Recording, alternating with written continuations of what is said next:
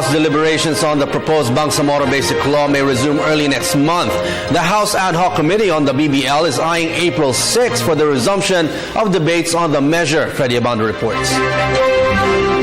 April 6, the House Ad Hoc Committee in the Bangsamoro, chaired by Congressman Rufus Rodriguez, will reconvene to finalize the draft Bangsamoro Basic Law.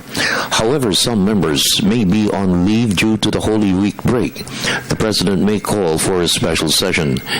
Deliberations were suspended for the measure in the aftermath of the Mama Sapano incident. We decided because we decided to do that because we are now running short of time. So April 6 na yun? April 6. That's our agreement between the chairman and Noli vice chairman. As a direct beneficiary of this BBL, because we are Bangsamoro, I have to be present always in that executive proceeding because that's our main concern right now. Because, when you talk of BBL, everybody believes that this is an instrument of peace. So anybody who would like to have peace in this country, they should attend because this is a very important responsibility so far as a member of Congress is concerned. A lot of us had made plans for the recess period. Again, as I said, there must be a consultation to the whole with the whole committee whether or not we should do this, unless, of course, the President will call a special session. The PNP's Board of Inquiry report is important to avoid any resistance from a bipartisan alliance of congressmen calling for the resumption of the Mama Sapano tragedy investigation. This was the request of family members of the fallen 44 SAF troopers in the conduct of their mission to arrest 2 terrorists. Congressman Edgardo Erice expressed concern the families are being used for personal gain of several groups out to undermine the president. There are groups who are trying to exploit the pain and their devastation, not to advance the interests of this group, of the widows and the kings, but to exploit them for their own vested interests. Peace in Mindanao has the all-out support of every member in the House. The real concern is to pass a draft basic law that will comply with the Constitution. Buhay Party List Congressman Lito Atienza said he supports the President's commitment to win the peace in Muslim Mindanao. He said that a law that is constitutional will have no problem with the independent minority. Definitely, I'm not against the BBL.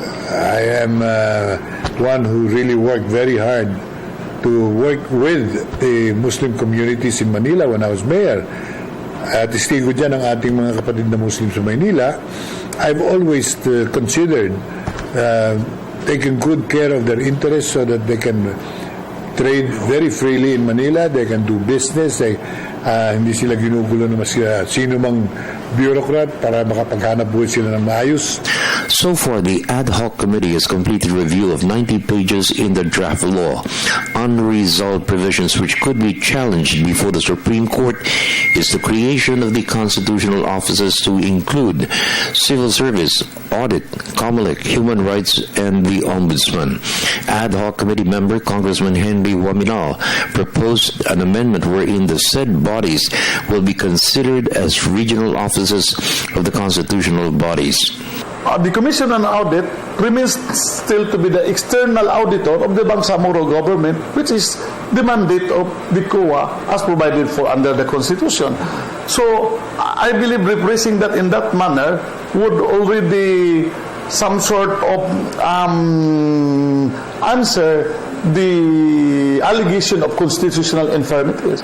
And in the case of the Commission on Elections, then we will make the Bangsamoro Commission on Election as a regional office of the National COMELEC, and so forth with the Civil Service Commission. In the meantime, Akbayan Party List Congressman Walden Bello has withdrawn support for the President in the aftermath of the Mama Sapano incident. Akbayan is a major party list group that supported the President in the 2010 elections. Bello has officially resigned as the first nominee of Akbayan in the House. If one can no longer represent the views of the party because one holds a different view, then it is but right and appropriate for that person to leave. For the People's Television Network, this is Freddie Abando reporting.